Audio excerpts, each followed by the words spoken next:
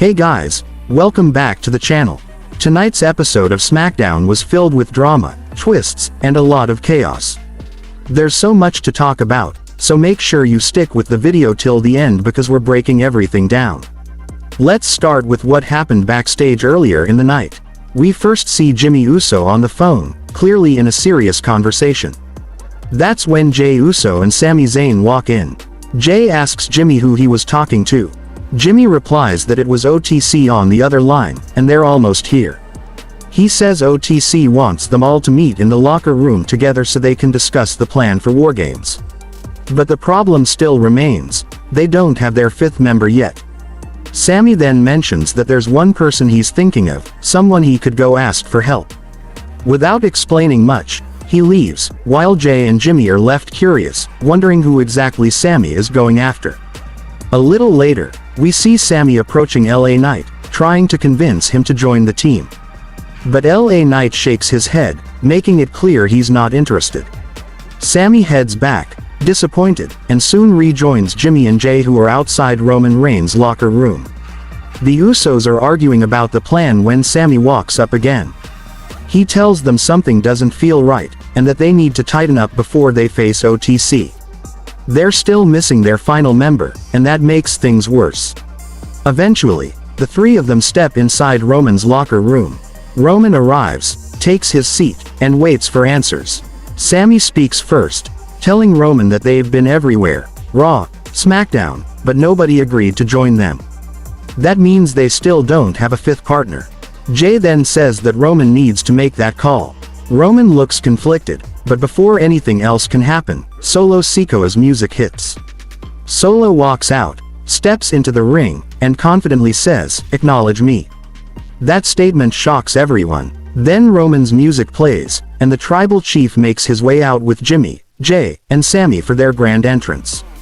The OG Bloodline enters the ring, and a massive brawl breaks out with their rivals. The ring becomes complete chaos as everyone starts fighting. At one point, Solo goes for the Samoan spike on Sami, but Roman spears Solo, saving Sami in the process. Sami then dives outside with a somersault plancha, taking out the opposition at ringside. Inside the ring, Roman stands tall, until Jacob Fatu sneaks in from behind. Jacob and Roman come face to face. In a tense moment, Jacob folds his hands and acknowledges Roman.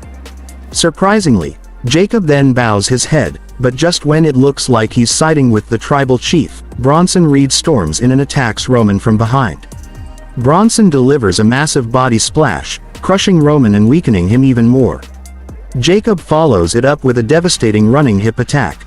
The OG Bloodline tries to rally and fight back, but the opposite team has the numbers advantage and completely dismantles them.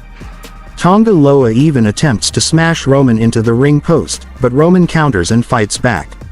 Still, the odds are overwhelming. Tama Tonga seems especially hostile towards Roman, and every time he faces him, the intensity feels personal. Eventually, Bronson Reed reveals himself as Solo's fifth member, aligning with him and acknowledging him as the real force. Roman is left vulnerable once again, even after reforming the OG Bloodline. After the chaos settles, Jey tells Roman that he needs to make the call. He was talking about Seth Rollins. But Seth has already made it clear, he will never team with Roman.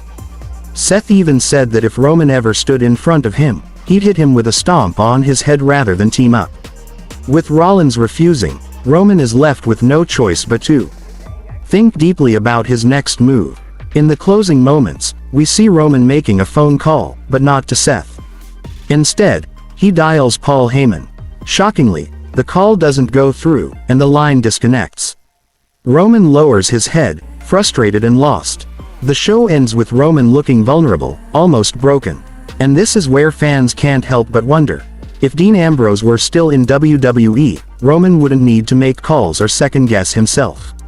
Ambrose, now Jon Moxley in AEW, was always the one Roman could fully trust.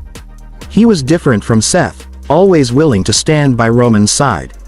Interestingly, just this week in AEW, Moxley cut a promo, but the crowd reaction was flat, dead silence, no energy. At one point, a fan even yelled out, "Go back to Roman." And that moment told the whole story. Not just WWE fans, but even AEW fans want to see Moxley back with Roman Reigns. If Moxley were here, he would have been Roman's sure choice for WarGames, no doubt about it. Now, aside from the Bloodline saga, let's move on to the other big stories of SmackDown. The show actually kicked off with Cody Rhodes making his way to the ring. Cody was furious about Kevin Owens' betrayal last week. He called out Owens, demanding answers. But instead, General Manager Nick Aldis came out and told Cody that Owens couldn't appear tonight because he's officially banned from the arena. Cody fired back, saying that if Kevin couldn't come to him, then he'd go to Kevin, even if that meant showing up at his house. However, Kevin Owens appeared through a video message, telling Cody not to worry because he'll show up next week to handle business in his own way. Later on, Shinsuke Nakamura made his return. LA Knight was in the ring issuing an open challenge for the United States Championship when Santos Escobar's ally Humberto suddenly attacked him. This led to a match where Knight managed to retain his title. But just when he was celebrating, Nakamura appeared from behind and ambushed him, sending a strong message that the King of Strong Style is back in the mix. We also got a tag team match between the Street Profits and Motor City Machine Guns. The Profits came in determined to finally become champions again after 4 years. But the match didn't go as planned. In the